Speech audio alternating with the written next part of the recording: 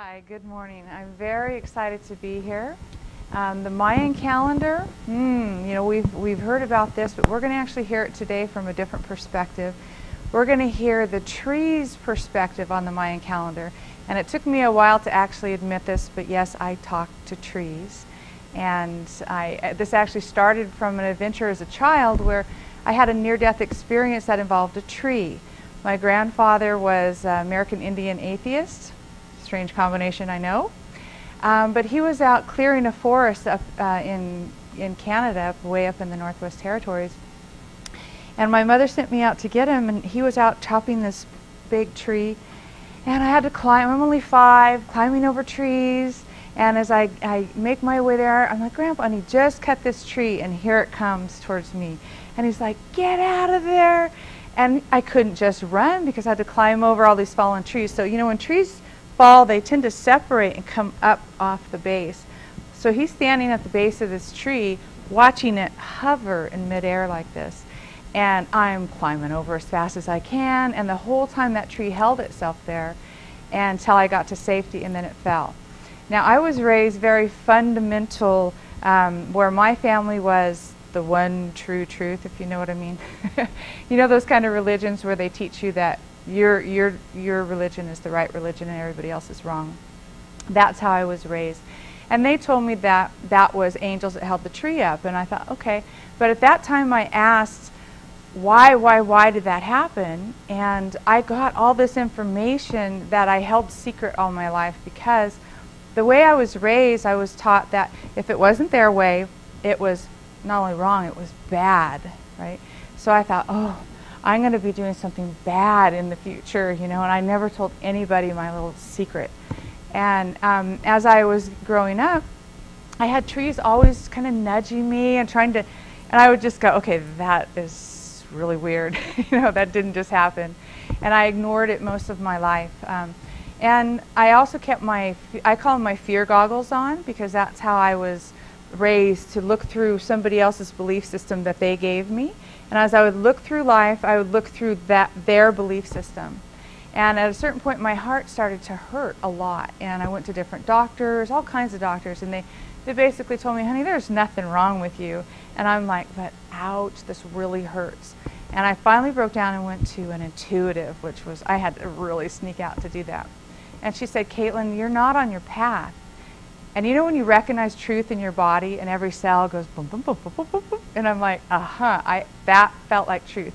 So I decided to take off the old fear goggles and to go out and feel my own way through life and feel what felt. I just put this faith in myself that I think I can recognize what's love or what's my truth and what's not. And I'm going to go out and develop my own belief system that's right for me.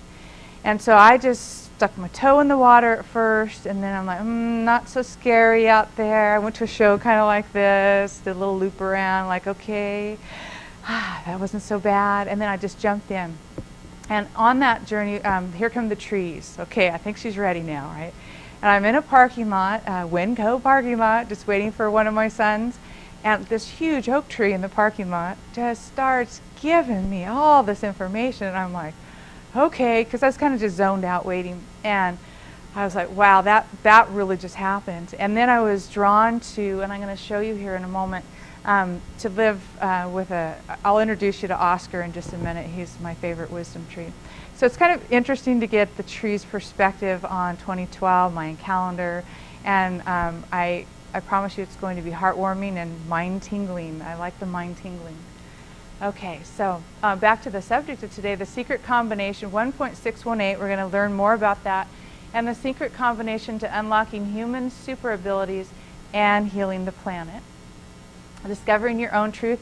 I would like to encourage you, anytime you hear a speaker, read a book, watch a movie, that you filter that through your own belief system, or your own, what feels like truth for you. And there's more than one reason for that, but a very big one is that whenever we look at something like, well, whatever they say is right, they become our belief system, or one of our belief systems, and our energy goes to that. So what I want to encourage you to do is make yourself your belief system, because as you'll see in this, I believe we're all knowing beings that have come here to have experiences. So you actually do know far more than you know you know. You know that she knows that you know that you know. So discovering your own truth. And someone very close to me does not like coconuts. I'm going to give you an example of honoring each other's truth. And I was on the Great Coconut Crusade to convert him to coconutism, right? And I realized, you know, coconut's my truth. I love coconut. Yum, yum, yum. It's so delicious and friendly. Who could not love coconuts, right? And this other person, I'm like, well, how, you know, come on, man, you got to love the coconuts. And I was watching that force energy within me that throughout history we have done to each other, trying to convert each other to what our truth is. And suddenly I realized coconut's not his truth. Why am I trying to force my truth on him? I need to honor everyone in their truth as they should honor us, because we all have different versions of what's true for us. So as we talk about today, I want you to remember that this is some information that's my version of truth, and you can, it's kind of like going grocery shopping. Pick what you like off the shelf, what doesn't, leave it on the shelf, and it should be that way with everything in life. And again, the majority of your energy goes to what you believe in. And you're going to see more how we have done. This has been a wonderful way to keep us in the experience of limitation, is belief systems outside of ourselves, and we'll learn more about that. Believing in yourself, your energy stays with you, and we're going to need this energy for what's coming around the corner. Very exciting. So know that you already know, and the answers are already within you. Now, nature can help us remember, and we're going to learn scientifically how. And I think a lot of people are getting communication from nature lately, but we're going to learn scientifically how that happens. And nature is not, it doesn't want to be our belief system. It's a friend that remembers, that can help us remember. So it's not for me, it's not, oh great God of Oscar, right? I don't worship the tree. It's just a buddy helping me remember. So this is my friend Oscar that I spend so much time, I live, sleep, work, hang out under this tree. He's very chatty. So let's talk about today's subjects. The nature's role in 2012, overlaying the Mayan calendar onto an expanding Merkaba, 2012 in a nutshell, adapting to the new energy, overlaying the Mayan calendar onto that expanding Merkaba for the big picture again, and newly discovered pyramids and why they are here, or my version of why they're here, collecting life experiences like baseball cards, GMO humans and GMO plants. Is it the same process? How Mama Earth will take care of herself and us, and how to reset yourself to match the current frequency of the planet and why. And vibrational lesson from the party ants. The answers are in the in-between. So if I could sum this whole talk up, it would be about the in-between. And will humans evolve to being like a neutron? So these are some of the subjects we're going to cover today. Now, let's look at 2012. You've got people that go, oh, whatever, they just ran out of stone when they were making the Mayan calendar, and it's all going to be a big joke, right? Well, it's not just the Mayan calendar. As we know, there's the I Ching, the Malachi Code, the Revelations, Nostradamus, the Webbot, the actual Merlin, Bible Code. I'm not a master of all these, but I do know that many of these are pointing, and they're all saying something big is about to happen. So we're going to take a little journey through a possibility of what that is. So first of all, let's take 2012 in a nutshell. And I think in a higher vibration, actually I know in a higher vibration, things move more smoothly and they're more simple. In a lower vibration, things move more slowly, they're more dense, and they are more complex. So you'll find that things don't have to be all that complicated. It can be quite simple. And let's take a simple look at 2012, just a common sense look at it. And let's go under the microscope. So common sense view of 2012, under a microscope, they put cells that vibrate high and cells that vibrate low. And they introduced a high frequency to this.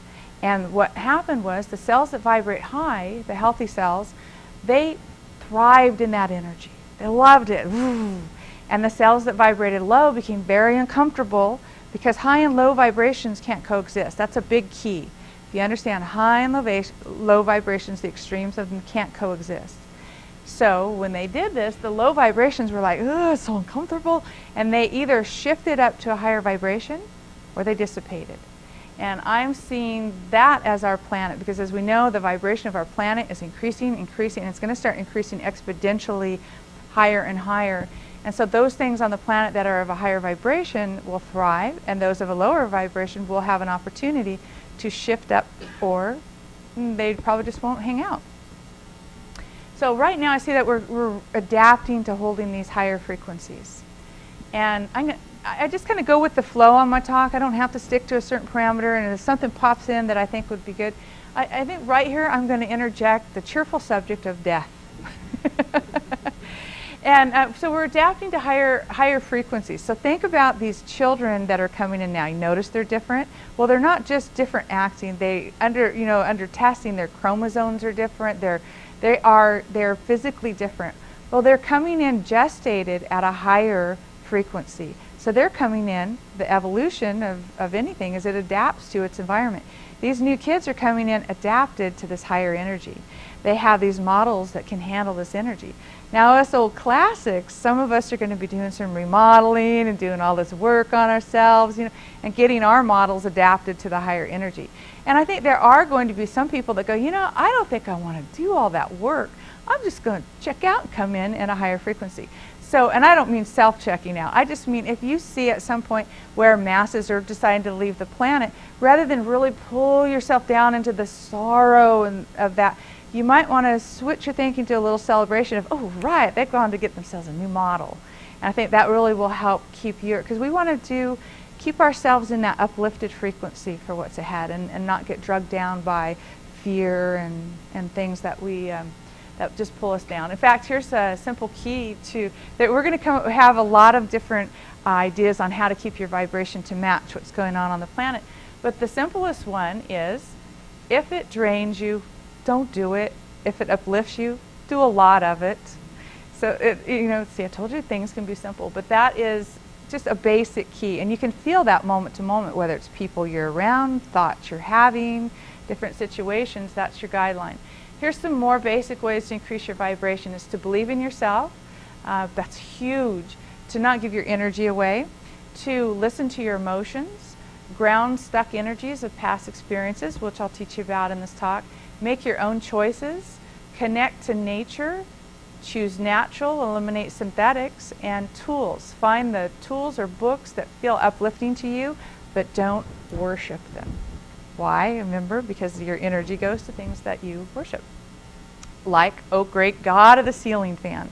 I did this in a talk last week, and I was using it as an example. I go, let's all pretend, let's say there's a ceiling fan here, that we're all worshiping, oh great God of the ceiling fan. Without you, I would be nothing. And we just give all our energy to that ceiling fan. Well, the ceiling fan would get bigger. And right as I was saying this, someone flipped the switch, and the light came on, and the fan started spinning. But the idea of it is that if we do that, oh, without you, I'm nothing, and I give all my energy, and I give everything to you, I'm just here to serve you, ceiling fan. That's where our energy goes. So, and that's how we have been programmed to be, and that's okay. Nothing wrong with that. It was all part of the grand experience. But now it's just time to shift our belief back to ourselves so that our energy stays with us. Now, see these images here? Keep those in your mind, because we're going to take an adventure that's going to come right back around to those. Have you seen these before, these symbols? On the sides, whether they're on the sides of Freemason buildings, maybe you've seen them around, and now you'll probably start seeing them more. Okay, so let's talk about energy. You have infinite energy, the circle, no beginning, no end. You have finite energy, the line, there's a beginning and an end.